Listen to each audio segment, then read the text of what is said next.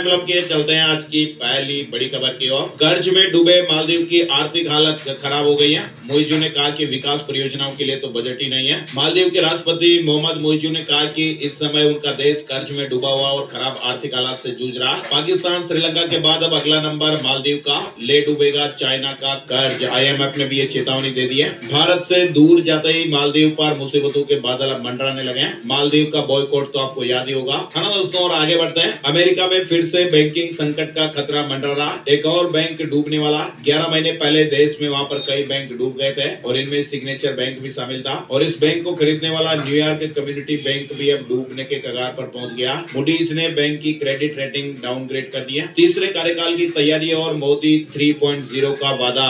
PM Modi ने कहा कि हमारी सरकार का तीसरा टर्म अब दूर नहीं है। प्रधानमंत्री ने कहा कि हमारी सरकार का तीसरा कार्यकाल अब दूर नहीं है। कुछ लोग इसे मोदी 3.0 कहते हैं। मोदी 3.0 विकसित भारत की नींव को मजबूत करने के लिए पूरी शक्ति लगा देगा। बुलेट ट्रेन का सपना सच होगा। प्रधानमंत्री नरेंद्र मोदी ने बुधवार को लगातार तीसरी बार अपनी सरकार मोदी 3.0 बनने का भरोसा जताते हुए अगले 5 साल की रूपरेखा पेश की, जिसमें गरीबों, युवाओं, मध्यम वर्ग, किसानों, ऊर्जा, आत्मनिर्भरता सहित कई क्षेत्रों के लक्ष्य रखे गए ताकि भारत 2047 तक स्वर्णिम युग को छू सके। अगले 5 साल में देश बुलेट ट्रेन देखेगा, बिजली बनाकर कमाई करेंगे और अगले 5 सालों में डॉक्टरों और मेडिकल कॉलेजों की संख्या में भी बढ़ोतरी होगी। नल से जल योजना, शौचालय बनवाने की योजना भी जारी रहेगी। प्रधानमंत्री ने कहा कि किसानों को मिलने वाली सम्मान निधि की राशि भी जारी रहेगी। गरीबों को पक्के मकान देने का सरकार का कार्यक्रम जारी रहेगा। आयुष्मान योजना के तहत गरीबों को दी जाने वाली 5 लाख रुपए की बीमा सहायता भी आगे जारी रखी जाएगी। पीएम मोदी ने कहा कि 2047 तक भारत स्वर्णिम युग को फिर से जीने लगेगा।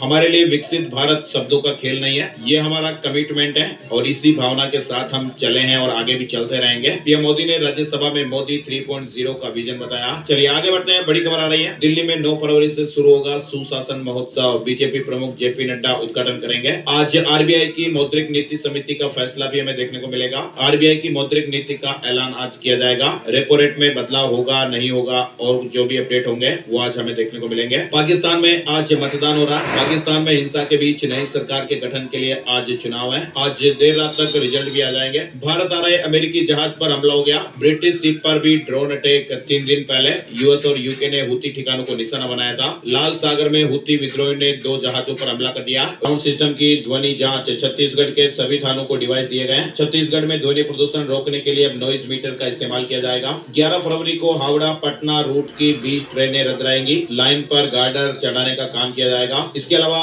AIMIM सुप्रीमो असदुद्दीन ओवैसी का किशनगंज दौरा। 16 फरवरी को पहुंचेंगे। लोकसभा चुनाव को लेकर क्षेत्र में जनसभा भी करेंगे। ई लूना आ गई है। फुल चार्ज में ये 75 से 150 किलोमीटर भागेगी। इलेक्ट्रॉनिक लूना ने मार्केट में फिर से धमाकेदार एंट्री कर लिया। लूना आप जानते होंगे पहले गाड़ी आती थी, अब इसका इलेक्ट्रॉनिक वर्जन आ गया। लूना को पसंद करने वालों के लिए लूना का दीदार करने का ये मौका आया। अब इलेक्ट्रिक रूप में अवतरित हो गई है। वहीं बिहार में अगले 2 दिन कनकनी से राहत नहीं। 11 और 12 फरवरी को बारिश होने की संभावनाएं बन रही है। राजस्थान के बच्चों के लिए बड़ी खबर आई है। बोर्ड परीक्षा की तैयारी के लिए प्रश्न बैंक जारी हो गए हैं। सरकारी स्कूलों में 10वीं और 12वीं के छात्रों को मिलेंगे। ब्लूप्रिंट के आधार पर प्रश्नों को शामिल किया गया। प्रदेश के सरकारी स्कूलों में पढ़ने वाले बच्चों को अब शिक्षा विभाग पासबुक की जगह प्रश्न बैंक उपलब्ध करवाने जा रहा है। छत्तीसगढ़ में कोल परिवहन का सिस्टम अब ऑनलाइन। कांग्रेस कार्यकाल में अफसरों, नेताओं, कारोबारियों पर परिवहन में 500 करोड़ से ज्यादा वसूली का आरोप है। राजस्थान और मध्य प्रदेश में 6 लाख स्मार्ट मीटर लगे।